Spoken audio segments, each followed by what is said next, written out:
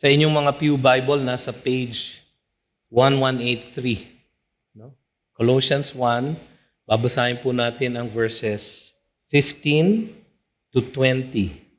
Colossians 1, 15 to 20. Tayo po'y tumayo sa pagbibigay galang sa pagbasa ng banal na kasulatan.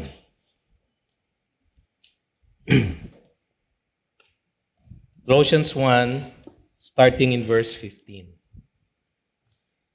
He is the image of the invisible God, the firstborn of all creation. For by him all things were created in heaven and on earth, visible and invisible, whether thrones or dominions or rulers or authorities. All things were created through him and for him. And he is before all things, and in him all things hold together. And he is the head of the body, the church. He is the beginning, the firstborn from the dead, that in everything he might be preeminent. For in him all the fullness of God was pleased to dwell, and through him to reconcile to himself all things, whether on earth or in heaven, making peace by the blood of his cross. Pagpalain po ng Panginoon ang pagkakabasa ng kanyang salita sa ating kalagitnaan. Mari na po kayong maupo.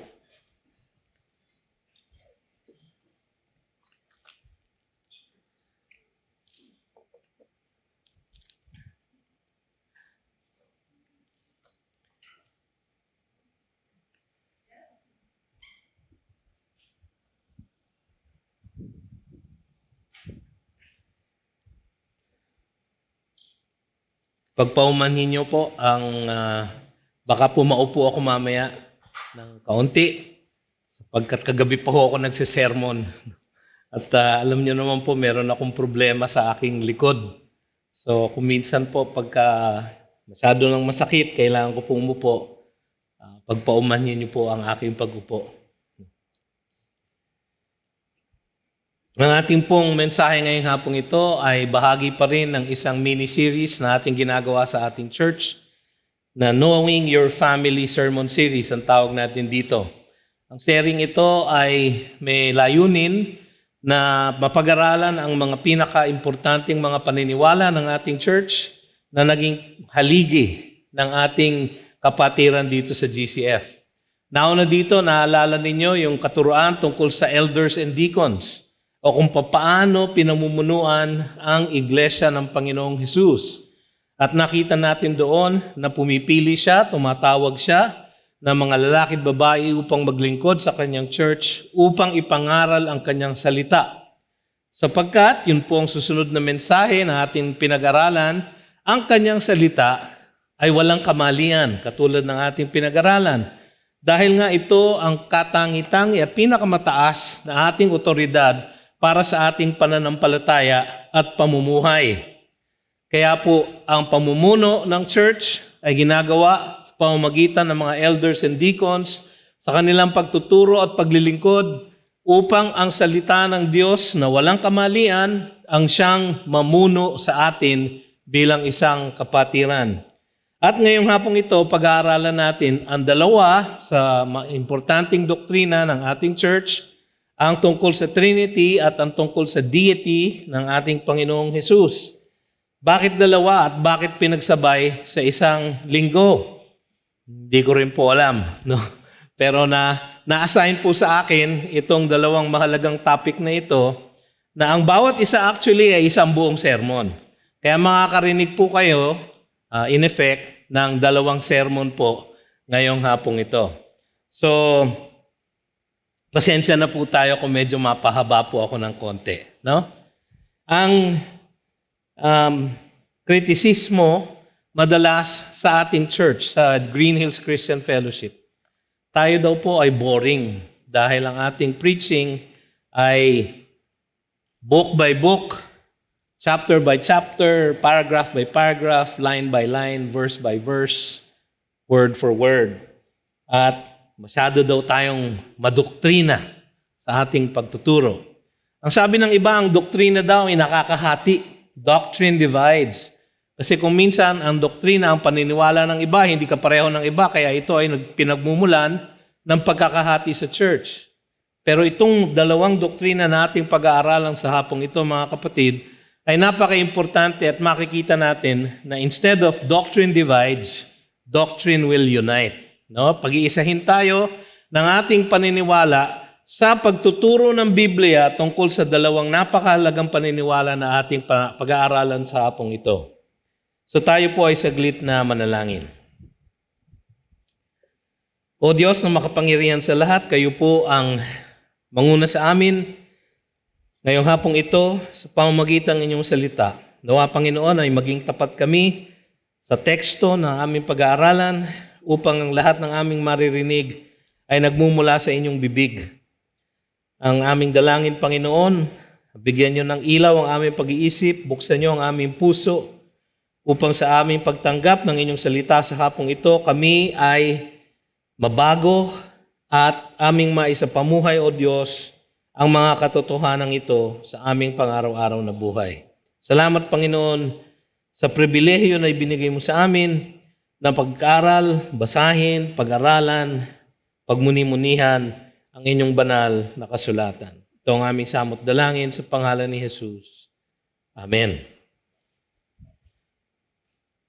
Yung inyong mga church bulletin, kung wala po kayo, kumuha po kayo ng church bulletin. Meron pong outline dyan ng ating pag-aaralan ngayong hapong ito. Ang ating pong mensahe ngayong hapong ito ay parang magiging Bible study.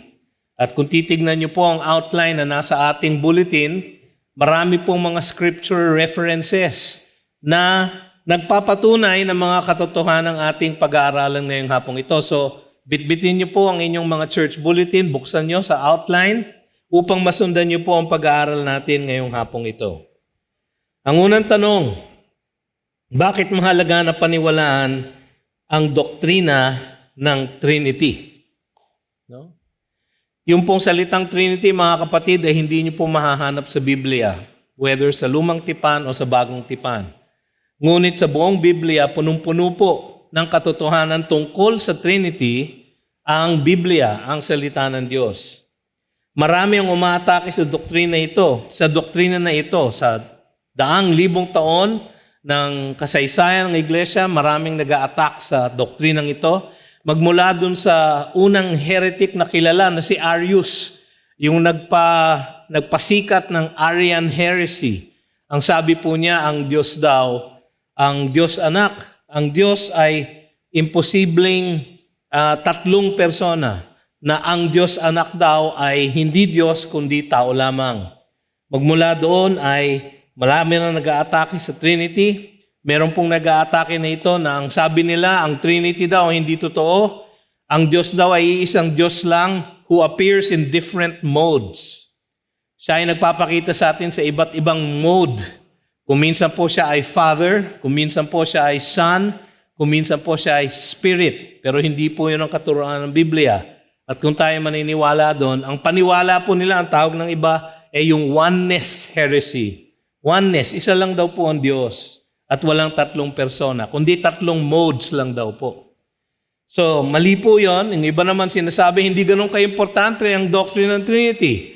Kasi ang importante ay naniniwala tayo kay Jesus. Ngunit kung hindi natin paniniwalaan ang doktrina ng Trinity, hindi natin kinikilala kung sino ang Diyos sa kanyang revelasyon ng sarili niya sa Biblia. So, dapat ang ating sinasamba na Diyos ay maling Diyos. Kaya kailangan natin matutunang mabuti ang doktrina ng Trinity. Sa ating articles of faith bilang isang iglesia, ito pong ating sinasabi, we worship and serve the only one true God who revealed Himself in the Bible as three persons, sharing one indivisible essence in the mystery of the Trinity, God the Father, God the Son, and God the Holy Spirit. Pag-aaralan po natin yung mga biblical na basis ng ating paniniwala na yan. Sa ESV Study Bible Notes, ang sinasabi, the biblical teaching on the Trinity embodies four essential affirmations. Apat na bagay ito po na totoo. Una, there is one and only one true and living God. Isa lang ang Diyos. Pangalawa, this one God eternally exists in three persons. God the Father, God the Son, and God the Holy Spirit. Pangatlo, these three persons are completely equal in attributes, each with the same divine nature. Lahat po sila ay Diyos at nag-iisa lang po ang Diyos. Number 4, while each person is fully and completely God, the persons are not identical. Hindi po sila nag-iisa. Sila po ay tatlo, ngunit isa. Kaya po mahirap paniwalaan. At aaminin ko po, at sinaamin naman ng maraming teologo, na ang buong pagkaunawa ng doktrina ng Trinity ay maaaring hindi na natin makuha sa buhay na ito. Siguro kapag tayo ay binanal na ng Diyos at tayo ay nakarating na sa kanyang sinapupunan, makikita natin ang katotohanan ito ng malinaw na malinaw. Pero ipapakita ko sa isang diagram ang isang simpleng pag-portray ng doctrine of the Trinity. So, nakikita nyo rito, napakalinaw. No? The Father is not the Son.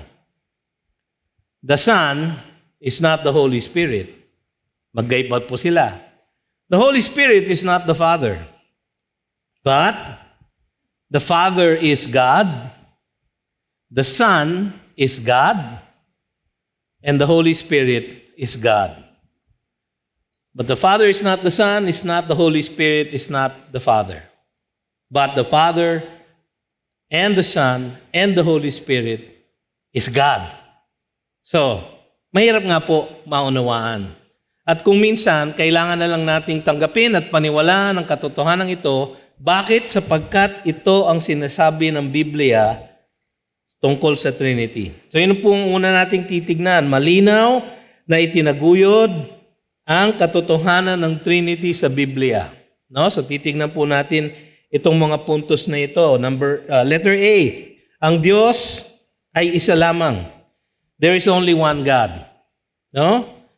Makikita natin ito sa Biblia sa Deuteronomy 6:4.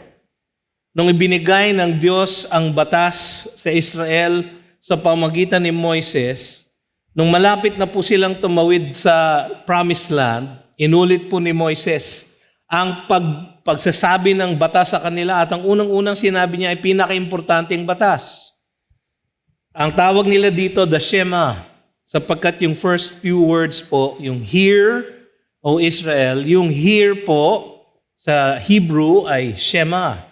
So ito po ay sinasambit lang ng mga Hudyo hanggang ngayon po, hanggang sa araw na ito. Sa kanilang pananalangin, kanilang nire-recite ang Shema. At ang unang sasabihin nila sa Shema ay ito, Hear, O Israel, the Lord our God, the Lord is one. Isa lamang po. Yung salitang the Lord ay yung Old Testament name ng ating Panginoon, Yahweh.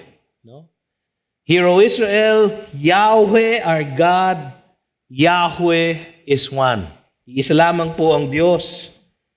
Sabi ng Panginoon sa pamamagitan ng propetang si Isaiah sa chapter 45, ang ganito, I am the Lord, I am Yahweh, and there is no other. Walang ibang Diyos. Besides me, there is no God. Maliban sa akin, walang ibang Diyos. Malinaw po. I equip you, though you do not know me, that people may know from the rising of the sun sa east and from the west, that there is none besides me. I am the Lord, and there is no other. So, there is only one God. Iisa lamang po ang Diyos. Sa New Testament naman, sa 1 Corinthians chapter 8, si Apostol Pablo, pinapaliwanag niya kung bakit yung mga pagkain na inaalay sa Diyos-Diyusan ay wala naman talagang bisa, yung mga Diyos-Diyusan na yon. Sapagkat hindi naman talaga nag-e-exist yung mga Diyos-Diyusan na yon. Ganito po ang paliwanag niya. Therefore, as to the eating of food offered to idols, we know that an idol has no real existence. So sinasabi niya, there is no such thing as a false God. Walang ibang Diyos. And that there is no God but one. For although there may be so-called gods in heaven or on earth, yung tinatawag na ibang tao na mga Diyos-Diyusan, as indeed there are many gods and many lords, yet for us Ang tinuturing niya ditong us ay lahat ng mananampalataya. For us who are Christians, there is one God, the Father, from whom are all things, and for whom we exist. Na gumawa na lahat ng bagay at para sa Kanya tayo'y Kanyang ginawa, para sa Kanyang kaluwalhatian. There is God the Father, from whom are all things, and for whom we exist, and one Lord, Jesus Christ, through whom through whom are all things, and through whom we exist. Pareho sila, ngunit iisa lang ang Diyos. There is one God, sabi niya. Itong Diyos na ito, ang Diyos na isang diwa lamang, ngunit tatlong taong persona, He is one in essence, yet three in persons. Isang diwa lamang, ngunit tatlong persona. No? Makikita po natin ito sa Old Testament, sa Genesis 1:26. Nung gagawin na ng Diyos ang tao, ang sabi niya, let us make man in our image, after our likeness. So meron po siyang kasama na kapwa niya creator, kasi let us make man. No? Hindi pwedeng yung mga anghel ito, kasi hindi naman sila creator. So let us make man, meron siyang kapwa creator, in our image and after our likeness. Genesis 1:26. Sa Psalm 110 verse 1, ang wika ni David, dakilang salmista ng Israel, the Lord says to my Lord. Dalawang Lord ang salita dito, pero sa Hebrew magkaiba po sila. The Lord Yahweh says to my Lord Adonai. Yung Adonai po madalas ginagamit na reference kay Jesus. The Lord says to my Lord, sit at my right hand until I make your enemies your footstool. Yung Psalm 110 po ay isang salmo tungkol sa Mesiyas. So, dalawang Diyos. Dalawa pa lang, nabibilang natin, no? Isaiah 6:8. Isaiah 6, yun po yung chapter kung saan tinawag ng Diyos si Isaiah para maging propeta. So si Isaiah, nasalubong niya ang Panginoong Diyos mismo sa loob ng templo at ito'y napuno ng kanyang kaluwalhatian. At siya ay nangamba, siya ay natakot, ngunit siya ay pinatawad ng Diyos sa kanyang pagkakasala at tinanggap sa kanyang harapan. Tapos sabi niya sa verse 8, Isaiah 6, and I heard the voice of the Lord saying, whom shall I send? Naghahanap siya ng isang propetang ipadadala niya kay Israel. Sa Israel. Whom shall I send? And who will go for us? Yung I, naging us. Whom shall I send? Who will go for us? Isang Diyos, tatlong persona. Malinaw ito sa Testament, Matthew 3. Binabautismohan si Jesus pagkatapos niyang umahon sa tubig. Ang sabi dito, and when Jesus was baptized, Matthew 3:16 and 17. And when Jesus was baptized, immediately he went up from the water, and behold, the heavens were opened to him. So si Jesus mismo, the Son of God, was in the water. He was coming up out of the water, and the heavens were opened up to him, and he saw the Spirit of God descending like a dove and coming to rest on him. So si Jesus, ang anak ng Diyos, ang Espiritu ng Diyos nag-descend sa kanya na parang ibon. And behold, a voice from heaven said, this is my beloved Son, with whom I am well pleased. Merong boses sa langit, God the Father, sabi, this is my beloved Son, of whom I am well pleased.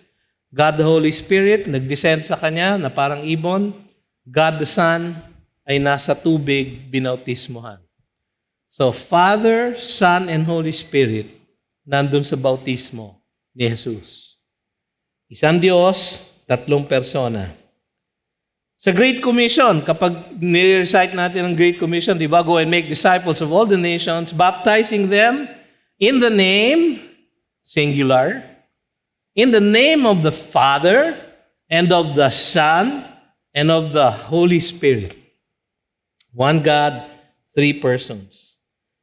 Yung pagbibigay ng benediction ni Paul sa 2 Corinthians at the end of the letter, sabi niya, the grace of the Lord Jesus Christ and the love of God and the fellowship of the Holy Spirit be with you all. Ang sinasabi lang ni Pablo dito, God bless you. Yung po ang kanyang sinasabi, God bless you. Pero nung sinabi niyang God, the grace of the Lord Jesus Christ and the love of God and the fellowship of the Holy Spirit be with you all. Ang short form po noon, God be with you. God, one person, one God, three persons. Ephesians chapter 4, verses 4 to 6. Sinasabi ni Pablo, bilang isang church, dapat tayo ay united. Kasi isa lang ang ating Diyos. Ganito niya pinaliwanag yon. There is one body, the church. Isa lang tayo bilang isang church. And one Spirit. Just as you were called to the one hope that belongs to your call. One Lord. One Spirit, one Lord. One faith, one baptism. One God and Father of all, who is over all and through all and in all. So sa kanyang pagtawag sa church na maging united dahil ating Diyos na sinasamba ay isang Diyos, sabi niya, He is the Spirit, He is one Spirit, He is one Lord, and He is one God and Father of all. One God, three persons. Isang diwa, ngunit tatlo ang persona. Ngayon, bawat persona ng Trinity ay mayroong makadiyos na katangian. So, lahat sila ay may omnipresence, omniscience, omnipotence, and eternality. Ang omnipresence po sumasa lahat ng lugar. Alam natin, ang Diyos ay ganon. Kasi yun ang sinabi sa Jeremiah 23:24. Can a man hide himself in secret places so that I cannot see him? Declares the Lord. Do I not fill heaven and earth? Declares the Lord.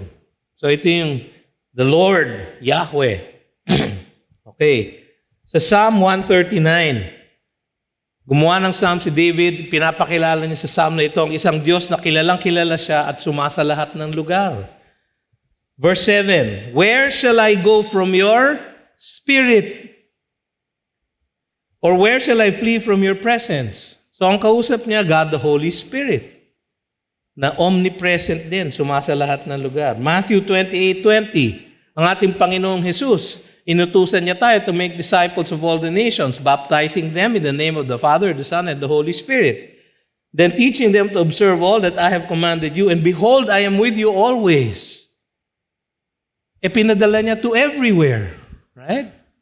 Pinadala niya to all the nations. But He will be with us always unto the end of the age. He cannot say that, hindi niya masasabi kung siya ay hindi sumasa lahat ng lugar. So ang Espiritu sumasa lahat ng lugar, ang Panginoong Diyos, Ama na makapangyarihan sa lahat, sumasa lahat ng lugar, ang ating Panginoong Jesus sumasa lahat ng lugar. Omniscience, nakakaalam ng lahat. No? Psalm 147:5, ang sabi ng salmista, great is our Lord and abundant in power, His understanding is beyond measure. Alam niya lahat. Sa John 16:30, ang sabi ng mga disipulo ni Jesus kay Jesus, now we know that you know all things and do not need anyone to question you. This is why we believe that you came from God. Kaya alam namin na ikaw ay galing sa Diyos sapagkat alam mo ang lahat, alam mo ang lahat. Pinatunayan ni Jesus yun. Lumapit sa kanya si Nicodemo sa John chapter 3. May katanungan sa kanyang puso na hindi pa niya sinasabi. Ang katanungan niya, paano ba ako makakapasok sa kingdom of God? Hindi naman niya tinatanong yon. Ang nasabi niya lang, we know you are from God because of the works you've done. Tinawag niyang rabbi si Jesus. Tapos biglang sumagot si Jesus. Ang sabi niya, unless you are born again, you cannot enter the kingdom of God. Wala naman tinatanong si Nicodemus. Yung tanong na yun nasa puso niya, pero hindi niya sinambitla. Pero alam ng Panginoon. Dahil siya ay nakakaalam ng lahat. 1 Corinthians chapter 2, how about the Spirit of God? Ang sabi dito ni Pablo, these things God has revealed to us, verse 10 and 11, through the Spirit. For the Spirit searches everything, even the depths of God. For who knows a person's thoughts except the spirit of that person which is in him? So also no one comprehends the thoughts of God except the Spirit of God. So sa omniscience, the Father is omniscient, the Son is omniscient, they know all things, the Spirit is omniscient. Omnipotence, makapangyarihan sa lahat. Sabi sa Jeremiah 32:17, Lord God, it is you who have made the heavens and the earth by your great power. Alam niyo ng iba to, awit ito eh. Lumang awit na. Lord God, thou hast made the heavens and the earth by thy great power. Jeremiah 32:17 po yun.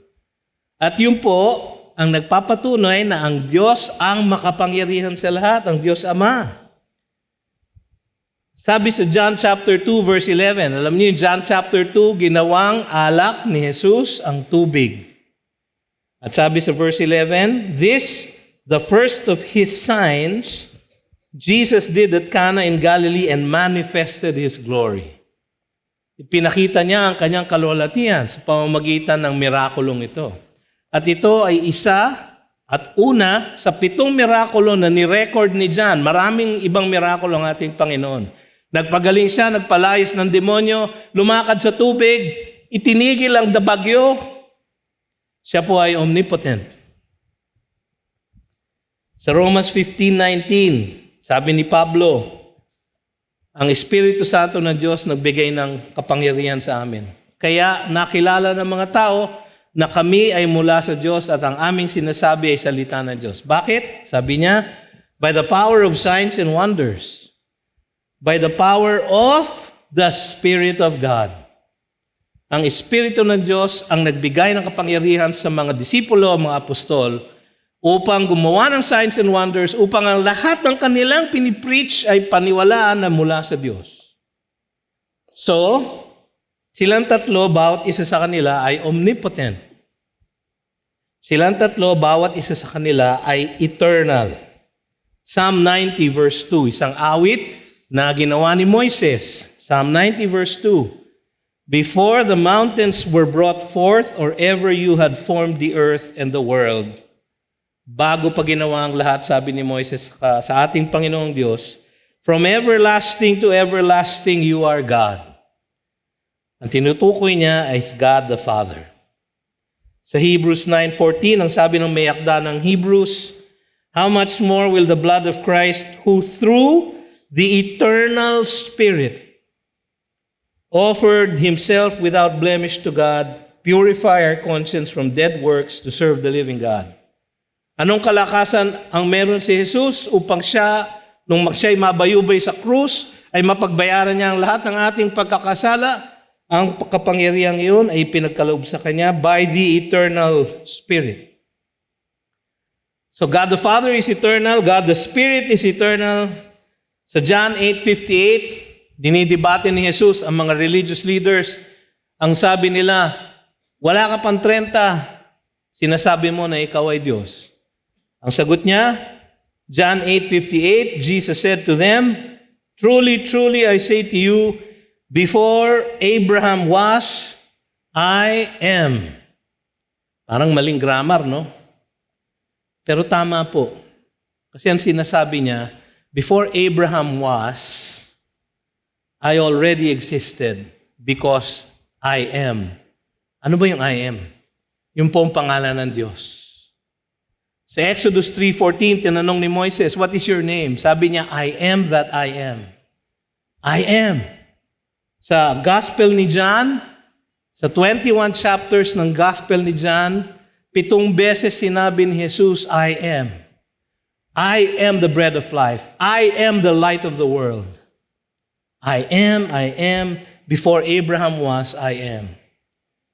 God the Father is eternal, God the Spirit is eternal, God the Son is eternal. Ito pong tatlong persona na ito, Bawat persona ng Trinity ay gumawa ng makadiyos na gawain. Nakakatuwa po ito. Tingnan po natin muna sa creation. Sila ay involved sa creation, sa paglikha. Tingnan natin yung Genesis chapter 1, verse 1. Sa umpisa po yun ng Biblia. Sabi po doon, in the beginning, God. So God the Father was there. God. Yung salita pong God dito, Elohim. Sa Hebrew po, yun ay plural. So parang sinabi niya, in the beginning, gods. Pero isa lamang po ang Diyos, kaya sabi niya, God. Pero plural. In the beginning, God created the heavens and the earth. The earth was without form and void, and darkness was over the face of the deep. And the Spirit of God was hovering over the face of the waters. So God the Father was there, andun din si God the Holy Spirit. He was hovering over all the waters. Pero pastor, wala si God the Son. Buksan niyo sa John chapter 1, verse 1. And sabi doon, in the beginning was the Word. Kailan yung in the beginning? Pareho ng in the beginning ng Genesis 1:1. Sabi sa Genesis 1:1, in the beginning, so before creation. Sabi sa John 1:1, in the beginning was the Word. Sino yung the Word? So verse 14, ang sabi sa John 1, and the Word was made flesh and dwelt among men. Sino po yan? Si Jesus. So sabi sa John 1:1, in the beginning was Jesus. Si Jesus kasama in the beginning. And the Word was with God. Face to face with God, ang translation po nun. He was with God. Sila ay mukhang magkaharap. So ito si God, the Father, ito si God, the Son. Dalawa po silang persona. No? Tapos ang nakakagilalas ay yung sumunod. In the beginning was the Word, and the Word was with God, and the Word was God. Lalo na tayong nahilo, no? So in the beginning, the Word was there, si Jesus was there. He was with God, hiwalay kay God, pero magkasama sila. He was in the beginning with God, sabi sa verse 2. Tapos tignan niyo yung verse 3. All things were made through Him, and without Him was not anything made that was made. Ano yun? Creation po yun. So ano nangyayari in the beginning? Creation. Sino ang nandun? God Father was there.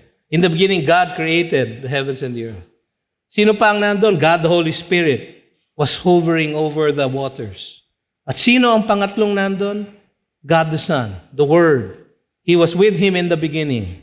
And all things were made through Him. Bakit kanyo through Him? Ano ba ang ginawa ng Panginoon nung siya ay nag-create? No? Then God said. When you say something, ang binibitawan nyo ay isang word.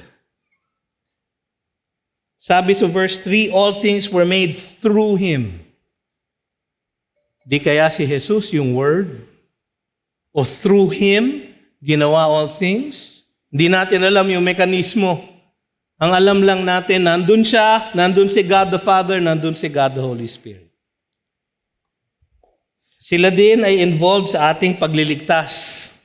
Tignan nyo yung Ephesians chapter 1, verse 3 to 14. Blessed be the God, the Father, and Father of our Lord Jesus Christ, who has blessed us in Christ with every spiritual blessing in the heavenly places, even as He chose us. Yun ang ginawa ng God the Father. He chose us in Him before the foundation of the world. Kailan tayo pinili ng Diyos? Nung tayo ay nanampalataya sa Kanya? Hindi po. Before the foundation of the world. Buhay na ba kayo noon? Hindi pa. But He chose us. Sinong kausap na us ni Pablo dito? Yung mga nananampalataya kay Jesus. He chose us. So God the Father chose. In love, He predestined us for adoption to Himself as sons through Jesus Christ. So si Jesus Christ was there. Right? Anong ginawa ni Jesus Christ? Verse 7, in Him we have redemption through His blood. He gave His life for us. He was atoning sacrifice for our sins para tayo'y maligtas. He is our Savior. Right? So nandun si God the Father in our salvation, He chose us. Nandun si God the Son, He bought us. Right? Nandun ba si God the Holy Spirit? Verse 11. Verse 13, shortcut na.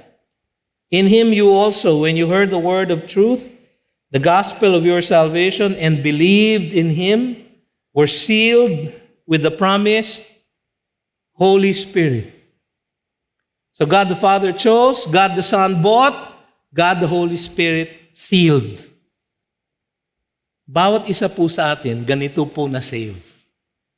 Kaya imposible pong mawala ang ating salvation. Bakit? Sapagkat pinili tayo ng God the Father, binili tayo ng God the Son, at sinelyado tayo ng God the Holy Spirit. So silang tatlo involved sa ating salvation. So malinaw po ang Biblia that there is one God. He eternally exists in three persons. Each one of these persons is God. Has divine attributes. Kaya nilang gumawa ng lahat ng makadiyos na gawain. Sila, bawat isa ay omniscient, omnipotent, omnipresent, eternal. Anong mangyayari if we deny the truth about the triune God? Ang pagtanggi ng katotohanan tungkol sa Trinity ay pagtanggi sa Diyos mismo. Pag sinabi niyo, hindi, isa lang ang Diyos, walang three persons. Hindi po yun ang Diyos ng Biblia. Hindi po yun ang Diyos na pumili sa inyo, nagligtas sa inyo, nagselyado sa inyo. Mali po ang pinaniniwalaan ninyong Diyos. Kung kayo ay naniniwala sa Diyos, nakathang isip nyo lamang. Hindi si God yan. Kasi mahirap paniwalaan yung Trinity. Ang Diyos na pinaniniwalaan nyo ay Diyos-Diyusan. At ang paniniwala sa Diyos-Diyusan ay idolatry. At yun po ang tatanggap ng pinakamatinding kaparusahan mula sa Diyos. Ito ay isang malinaw na revelasyon ng Diyos mismo kung sino siya. Kung inyong tatanggihan, tinatanggihan ninyo kung sino siya. Ang gusto nyo lang tanggapin ay yung kayang tanggapin ng pag-iisip ninyo. So sino ang Diyos? Kayo. Kasi tatanggapin ko lang ang Diyos na kayang tanggapin ang pag-iisip ko. Hindi ko paniniwalaan ang isang revelasyon ng infinite na utak ng Diyos dahil lang hindi ko kayang maintindihan. Nakikita niyo kung bakit importante ang Trinity? Kung bakit napakahalaga na paniwalaan natin ito? Una, dahil ang sabi ng Biblia, ito ay katotohanan. Pangalawa, ito ang ating Diyos. Kung tatanggihan niyo ito, tinatanggihan niyo siya. Punta tayo dun sa pangalawang sermon natin ngayong hapong ito. Bakit mahalaga na paniwalaan ang doktrina ng pagka-Diyos ni Kristo Jesus? Ngayon, mga kapatid, na-prove na natin mula sa Biblia na ang Diyos ay iisa, ngunit tatlong persona. God the Father, God the Son, God the Holy Spirit. So alam na natin na God the Son is God. Diba? Sabi natin kanina sa diagram natin, Jesus is God. Bakit natin pinaniniwalaan yon? At bakit importante? Mula pa sa marami nang nag-attempt na siraan si Jesus. Si Arius, sabi ko kanina, sinabi niya na si Jesus, mga AD 300. Sabi niya, si Jesus ay hindi Diyos. Kaya nagkaroon ng parang komperensya ang buong church sa Nice, at kanilang ginawa yung Nicene Creed, kung saan pinagtibay ng mga mananampalataya na si Jesus ay tunay na Diyos. At yun ang ating pinaniniwalaan hanggang sa ngayon, pero maraming sumisira dun sa paniniwala na yun, kahit ang ating mundo. Diba? Noong 1970s, merong isang rock musical, Jesus Christ Superstar. Hindi ko alam kung naalala ng iba sa inyo. Yung sa iba sa inyo masyadong pambata. No? May isang awit doon nakakagilagilala sa blasphemy. Awit na ni Mary Magdalene apparently, doon, character ni Mary Magdalene. Sabi niya, He's a man, He's just a man. Yun ang awit niya. Blasphemy po, no? Sabi sa isang 1988 na movie ni Martin Scorsese, The Last Temptation of Jesus Christ. Binan po yun sa Pilipinas dahil pinapakita doon na si Jesus ay tao, makasalanan, at nagkaroon ng asawa. Hindi lang po doon tumigil yun. Naalala niyo yung Da Vinci Code na sinulat ni Dan Brown? Ano ang kwento ng Da Vinci Code? Meron daw pong mga anak si Jesus kay Mary Magdalene. Yun po ang punot dulo ng kwentong yun ni Dan Brown. Isang blasphemy po sa ating Diyos na si Jesus. At dahil alam natin na ang Trinity ay totoo at prinuweba na natin sa Biblia, alam na natin na si Jesus ay Diyos. Ngunit tignan natin ang napakagandang scripture tungkol sa kanyang pagka-Diyos na binasa natin kanina sa Colossians 1. Verses 15 to 20. Bago po sinabi ni Paul itong sinabi niya na tungkol kay Jesus, siya ay nagpapasalamat sa Diyos sa isang panalangin na kanyang sinulat dito sa mga taga-Colossians. Doon sa panalangin yon, sabi niya sa verse 13, ang isang napakagandang katotohanan para sa lahat ng Kristiyano. Sabi niya, He has delivered us from the domain of darkness and transferred us to the kingdom of His beloved Son. Wala na po tayo sa kadiliman, mga kapatid. Kung malagutan po tayo ng hininga sa buhay na ito, tayo po'y magigising sa ilaw ng kalwalhatian ng Diyos kung tayo tatanggap sa Kanya. He has delivered us from the domain of darkness and transferred us to the kingdom of His beloved Son, in whom we have redemption, the forgiveness of sins. Meron tayong kaligtasan, meron tayong buhay na walang hanggan, meron tayong kapatawaran ng ating lahat ng mga kasalanan. On what basis? So, sinunod ni Pablo dito itong napakagandang passage na ito. Ang sabi ng ibang teologo, ito daw po ay isang hymn. Inawit nila. Meron nga tayong awit na ganitong umpisa. He is the image of the invisible God, the firstborn of creation. Di ba? Alam niyo yung kantang yan, di ba? Awit din po siya noon. Kaya sabi sa verse 15, ang isang katotohanan na malinaw na itinaguyod ng Biblia ang tungkol sa pagka-Diyos ni Jesus. Una sa lahat, dahil si Jesus ay tunay na Diyos. Jesus is in His very essence God.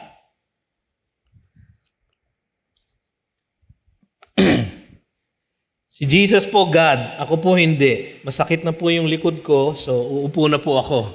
No? Pagpasensyahan niyo po ako. Jesus is in His very essence God. Sabi sa verse 15, no? He is the image, icon, representation, the exact replica. He is the image of the invisible God. Hindi nakikita ang Diyos dahil siya ay Espiritu. Kaya nung magpakita ang Diyos sa tao, ang kanyang pinadala ay si Jesus. At ang sabi ni Jesus, kung ako'y nakita nyo na ang Ama. John 14:11. No?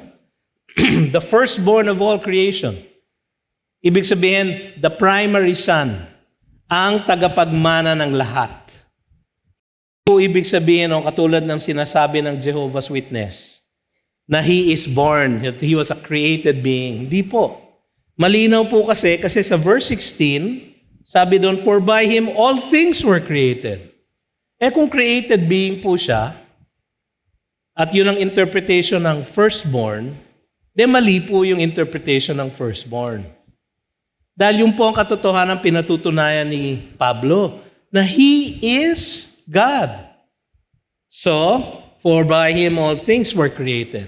So, imposible siya ay firstborn in terms of created being siya. Hindi po. Siya po ay firstborn dahil panganay siya.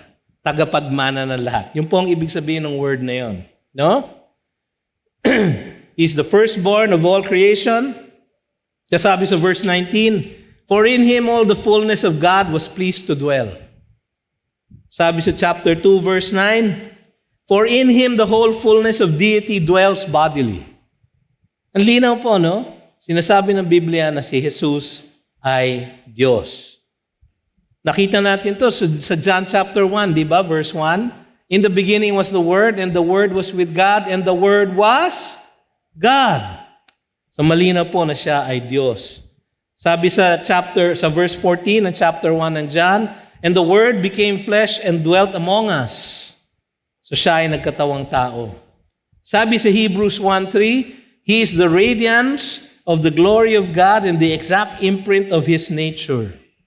He's the exact imprint. Yung salitang imprint na yon ay ginamit lang kaisa isang beses dito sa verse na ito sa Hebrews 1:3. Ang sinasabi po yon, He is the exact replica. He is the exact representation.